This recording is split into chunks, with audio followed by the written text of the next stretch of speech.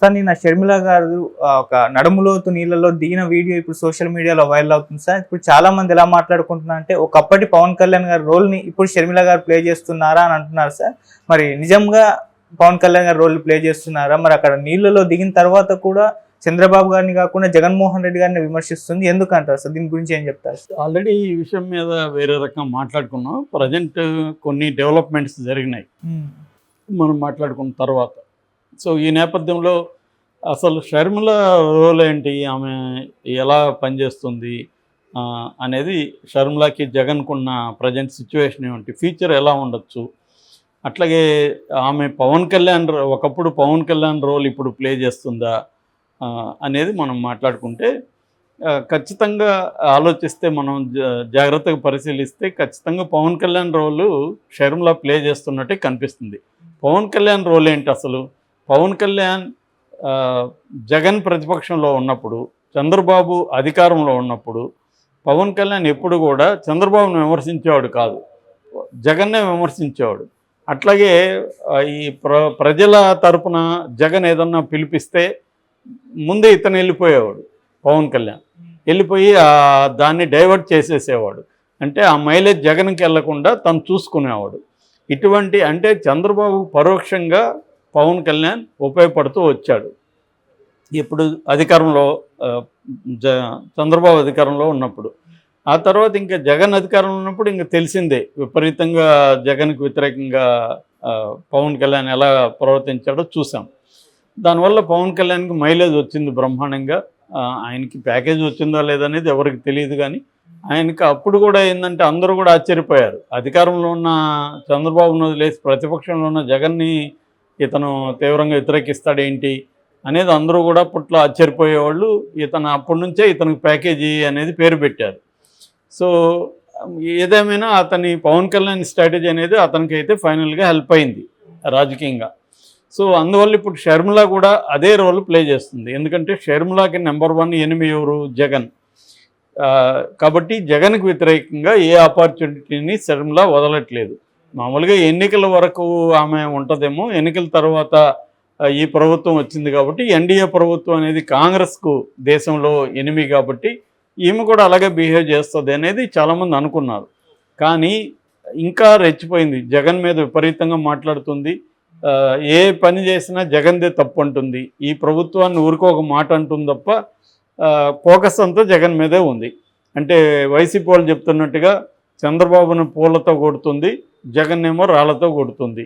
ఇదే స్ట్రాటజీ ఉంది. నిన్న లేటెస్ట్గా జగన్ ఢిల్లీకి వెళ్తే దాన్ని డైవర్ట్ చేయడానికి అన్నట్టుగా ఆమె అర్జెంటుగా, అంతకుముందంతా వరదలు 4 రోజుల నుంచి వస్తూనే ఉన్నాయి, ఎప్పుడు వెళ్ళలే. నిన్న వెళ్ళి పశ్చిమ గోదావరి జిల్లా తాడేపల్లిగూడెం నియోజకవర్గంలో నందమూరు అనే గ్రామానికి వెళ్ళింది. అక్కడ పంట మునిగిపోయింది. ఇదంతా ఒక పంట మునిగిపోయిన పొలంలో నీళ్లు ఫుల్గా ఉన్నాయి. అక్కడ నీళ్ళల్లో దిగి ఆమె నిరసన తెలియజేసింది. అక్కడి నుంచే మీడియాతో మాట్లాడింది. దీంతో మీడియా విపరీతంగా, ముఖ్యంగా తెలుగుదేశం మీడియా దీన్ని కవర్ చేసింది. ఒక సింపుల్ రూల్ ఒకటే మనం గుర్తు, తెలుగుదేశం మీడియా ఎవరన్నా ఏ వ్యక్తినైనా ఫోకస్ చేస్తూ ఉందంటే ఆ వ్యక్తి వల్ల జగన్కి నష్టం అని మనం ఎవడైనా కళ్ళు మూసుకొని చెప్పేయచ్చు. సో ఇప్పుడు రఘురామకృష్ణరాజుని విపరీతంగా ఫోకస్ చేసింది తెలుగుదేశం మీడియా.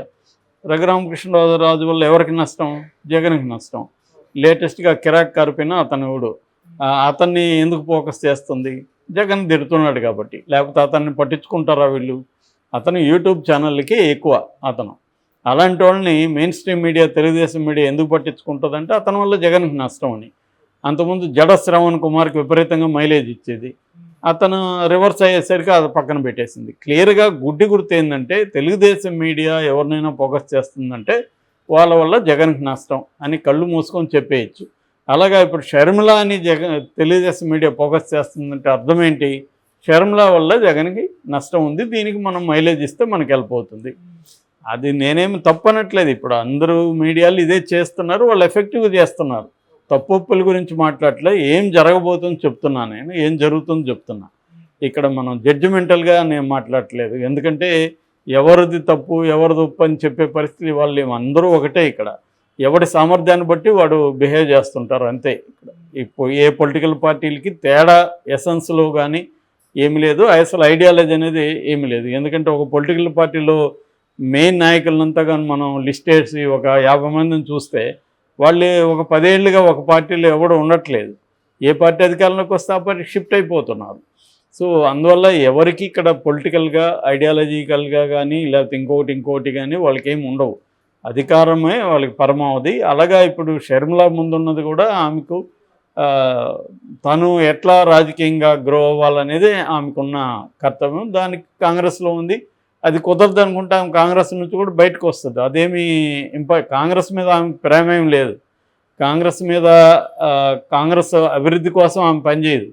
తన అభివృద్ధి కోసం పనిచేసుకుంటుంది. దానికి కాంగ్రెస్ ఉపయోగపడితే కాంగ్రెస్లో ఉంటుంది. రేపొద్దున కాంగ్రెస్ రాహుల్ గాంధీ సీరియస్గా తిట్టాడు, అమ్మ నువ్వు చేయాల్సింది ఏంది, చేస్తున్నది ఏంది, నువ్వు చేయాల్సింది ఎన్డీఏ ప్రభుత్వానికి వ్యతిరేకంగా పోరాటం, అది వదిలేసి మీ అన్న జగన్ మీద పోరాటం చేయడానికి కాంగ్రెస్లో ఎందుకున్నావు అని రేపు అడిగాడు అనుకో, ఆమె కాంగ్రెస్ నుంచి కూడా బయటకు వచ్చేస్తుంది.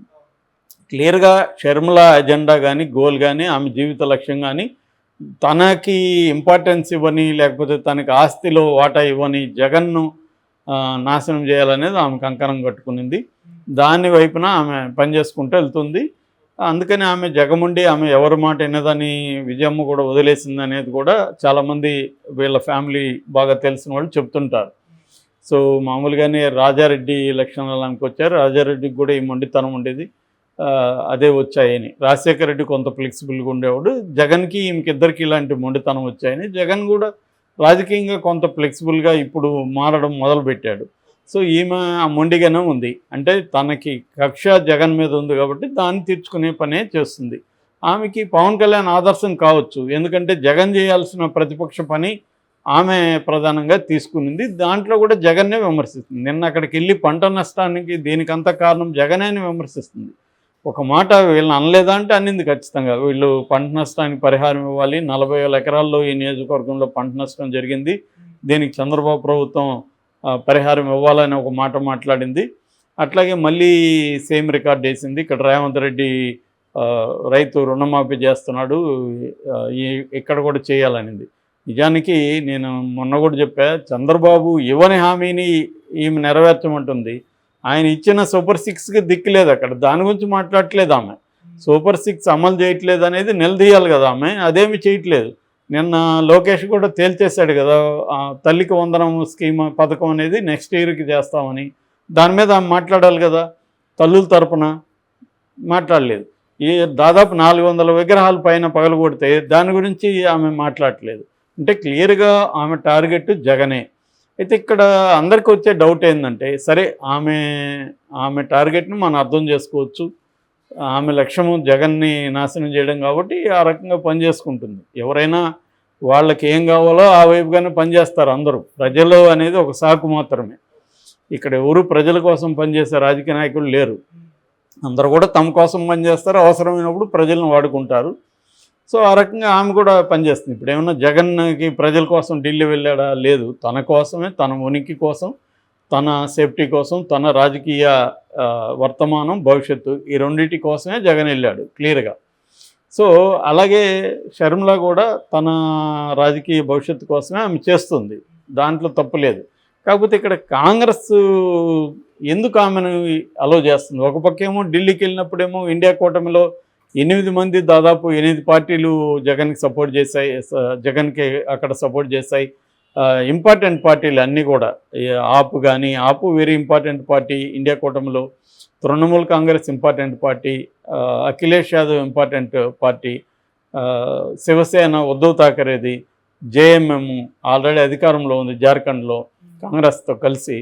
సో వీళ్ళందరూ చేశారంటే రాహుల్ గాంధీకి వ్యతిరేకంగా చేయరు కదా వీళ్ళు. రాహుల్ గాంధీ నో వద్దు అని గట్టిగా చెప్తే వీళ్ళు వెళ్ళి చేయరు కదా. క్లియర్గా వాళ్ళు ఏంటంటే మోడీకి వ్యతిరేకంగా ఎవరు గొంతు విప్పినా సపోర్ట్ చేద్దాం అనేది వాళ్ళకున్న టార్గెట్. వాళ్ళకి ఆంధ్రప్రదేశ్ రాజకీయాల పట్ల ఇంట్రెస్ట్ లేదు. మోడీకి వ్యతిరేకంగా దేశంలో ఎవరు గలం విప్పి ఢిల్లీకి వచ్చినా, ఒక మాజీ ముఖ్యమంత్రి వచ్చాడు కాబట్టి మనం దాన్ని ఉపయోగించుకొని మోడీకి యాంటీగా మనం ఉద్యమాలని బిల్డప్ చేయడానికి ఇది ఒక ఆపర్చునిటీకి ఉపయోగిద్దాం అనేది వాళ్ళకున్న గోల్. ఎవరి పొలిటికల్ గోల్కి అనుగుణంగానే వాళ్ళు బిహేవ్ చేస్తారు. సో అలాగా వాళ్ళు చేశారు. సో ఈ నేపథ్యంలో షర్మిలాని ఎందుకు జగన్ మీద పోరాటం చేస్తూ ఉంటే, ఎన్డీఏ కూటమి మీద పోరాటం చేయకుండా ఉంటే రాహుల్ గాంధీ ఎందుకు అలా చేస్తున్నాడు అనేది ఇప్పుడు $1 మిలియన్ ప్రశ్న. దానికి ఒక పాజిబుల్ ఆన్సర్ ఏంటంటే, కాంగ్రెస్కి ఆమె తప్ప దిక్కు లేదు. దిక్కు లేనప్పుడు ఆమెను కూడా మనం ఇప్పుడు వదులుకుంటే కాంగ్రెస్ అసలు ఇంకెవరున్నారు కాంగ్రెస్కి?